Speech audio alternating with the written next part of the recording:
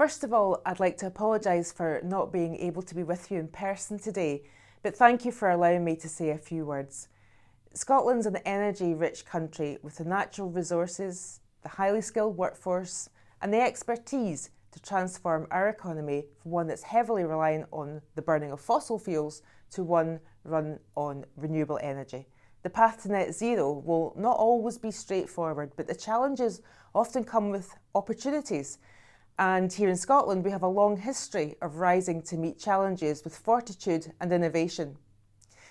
The production of biogas and biomethane presents an opportunity to turn unavoidable waste material into valuable resources.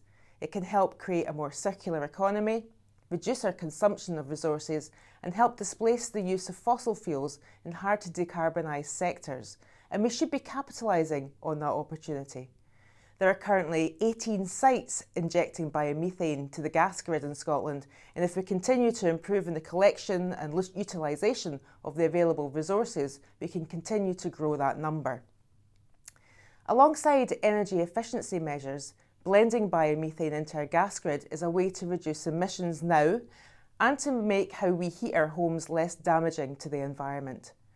There's also a growing demand for biomethane as a transport fuel. This has brought forward our first biomethane refuelling station in Bells Hill, which has been utilised not just by distilleries and breweries, but also by a number of major supermarkets, the wider retail industry and delivery companies, who are using biomethane as a viable alternative to diesel.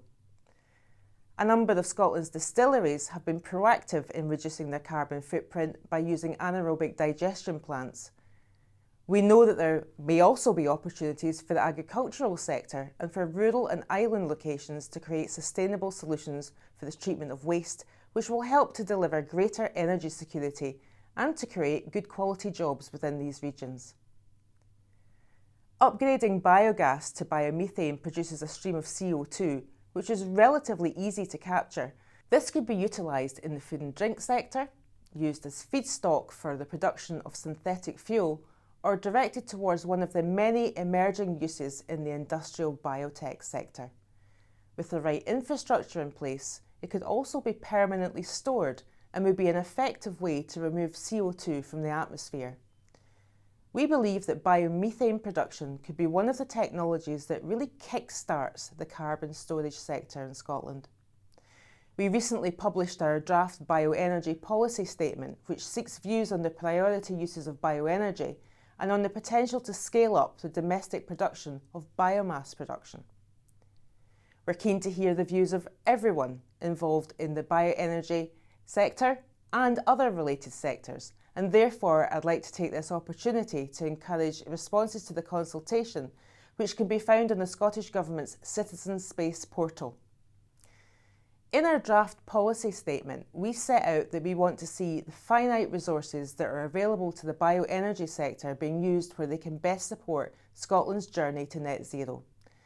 This means that bioresources need to be prioritised to where they can be most effective in reducing emissions and where there's the greatest need for alternatives to fossil fuels.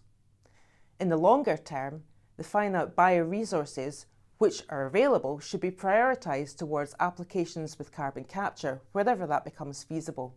The Scottish Government is absolutely committed to reducing emissions, reducing inequalities and protecting our environment, whilst developing a competitive and innovative wellbeing economy. Again, my apologies for not making it in person today, but I'm sure you will have a productive and successful conference. Thank you.